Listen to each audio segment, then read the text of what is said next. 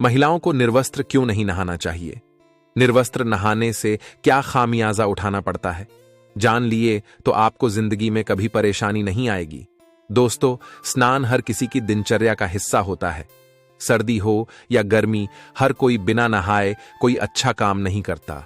सुबह सुबह स्नान कर लेने से तन की सफाई के साथ साथ दिन की शुरुआत के लिए ऊर्जा भी अच्छी मिलती है। लेकिन कई बार हम कपड़े हटाकर निर्वस्त्र होकर नहाते हैं, जिसका हमें बड़ा खामियाजा उठाना पड़ता है।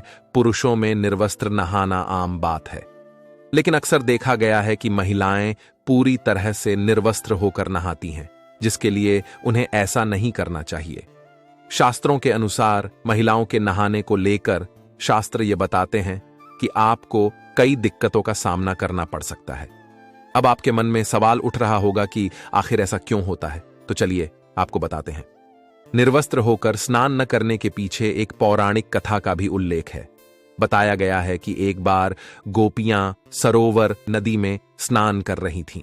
वह पूरी तरह निर्वस्त्र होकर स्नान कर रही थी।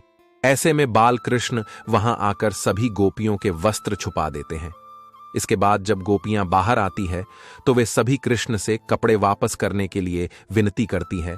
तब बाल कृष्ण ने समझाया कि महिलाओं को कभी भी निर्वस्त्र नहीं नहाना चाहिए, इससे जल देवता का अपमान होता है। वही गरुड़ पुराण की माने तो नहाते समय शरीर पर कम से कम एक कपड़ा तो जरूर होना चाहिए। निर्वस्त्र होकर नहाने से आपको पितृदोष लग सकता है।